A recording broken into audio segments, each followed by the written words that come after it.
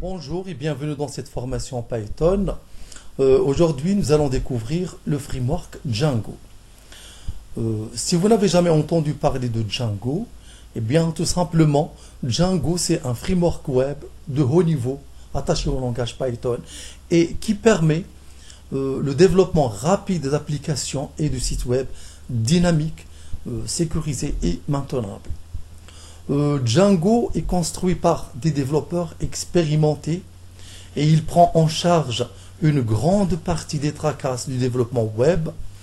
Vous pouvez donc vous concentrer sur l'écriture de votre application sans avoir besoin à réinventer la roue. Exemple, si vous souhaitez créer une application web qui manipule des bases de données avec Django, vous pouvez la réaliser sans vous casser la tête avec les bazars des requêtes SQL, ni même les commandes Python pour SQL. Dans ce cas, Django vous offre le composant ORM comme un outil magique. Alors, un ORM veut dire un Mapping Object Relational.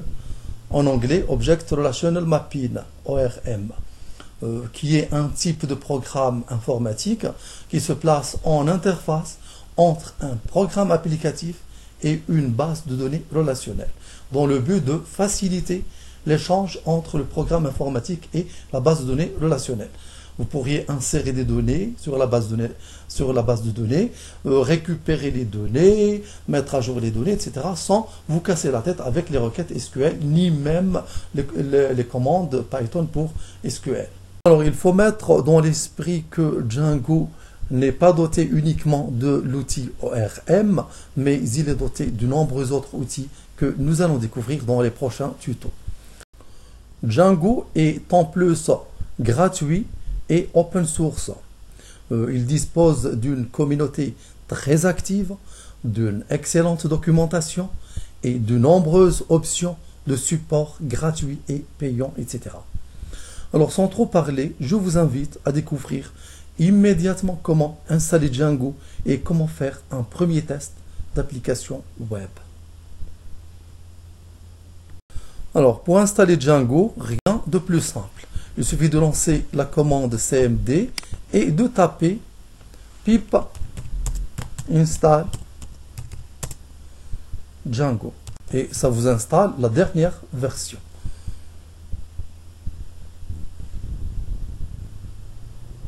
Il faut attendre à peu près 1 minute.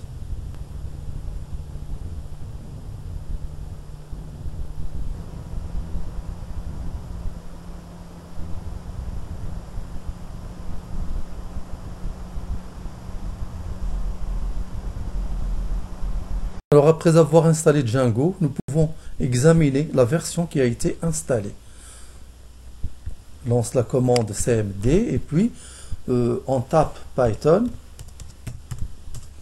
Et ensuite, on importe Django. Et on tape ensuite Django.get-version. Voilà, ça m'affiche la version 3.0 qui a été installée. Avant de créer un projet Django, je vous invite à découvrir la structure générale d'un projet Django.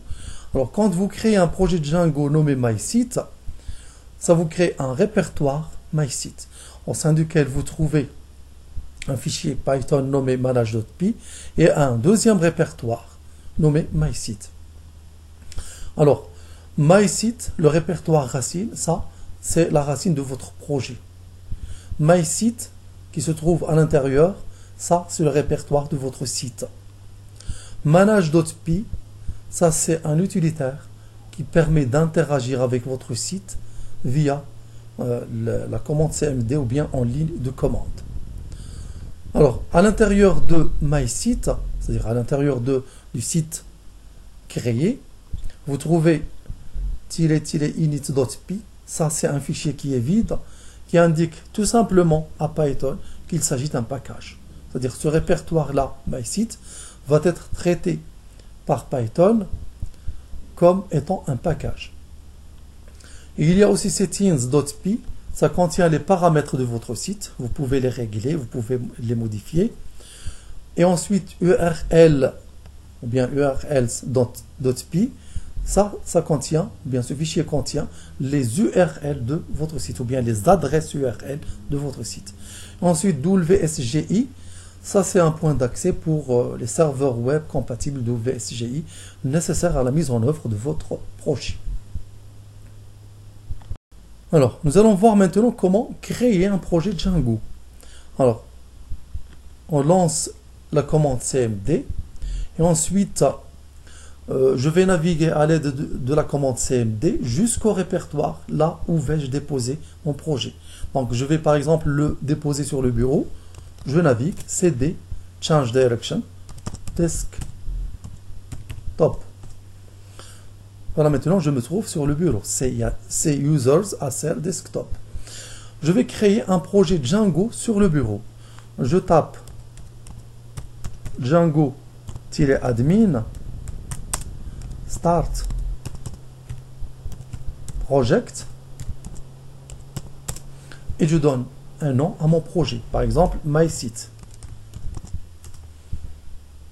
Alors maintenant le projet est créé sur le bureau.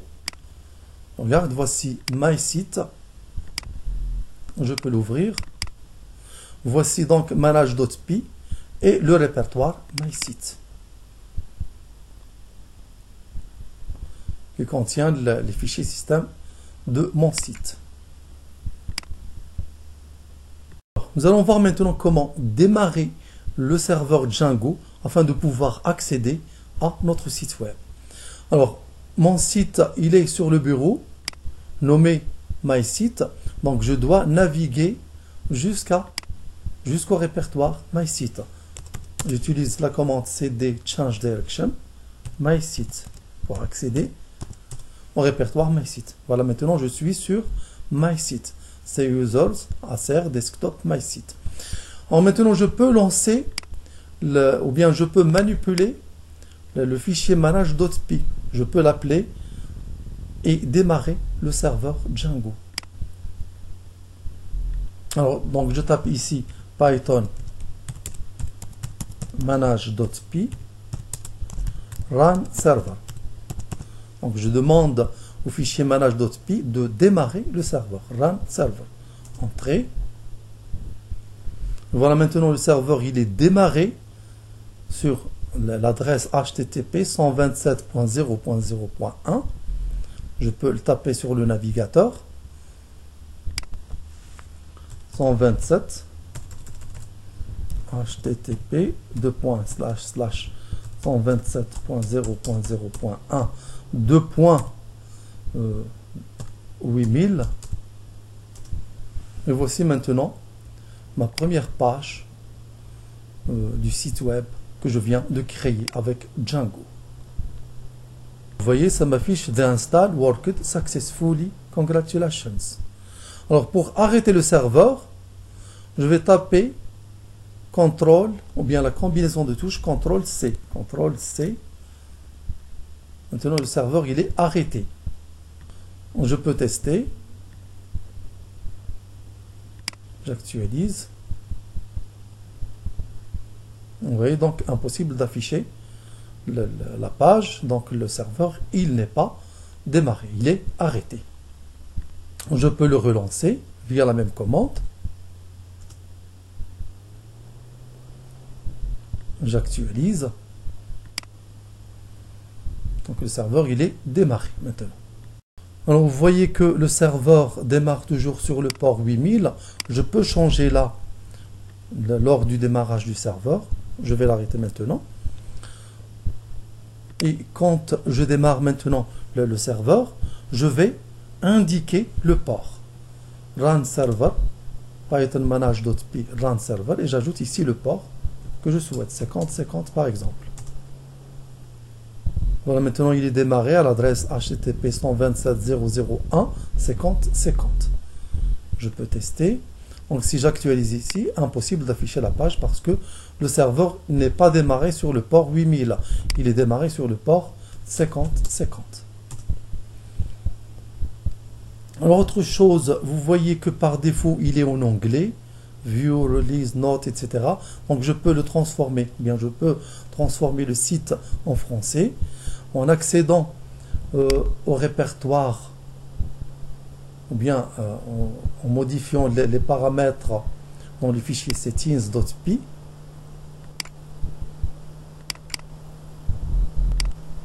J'édite le fichier settings.py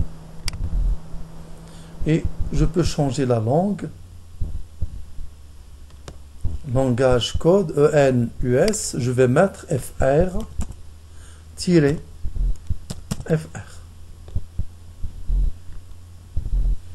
J'actualise la page maintenant. Vous voyez, Django, afficher les notes de publication de Django. L'installation s'est déroulée avec succès. Donc tout est en français. Et voilà, c'est terminé pour aujourd'hui. Merci, au prochain tuto.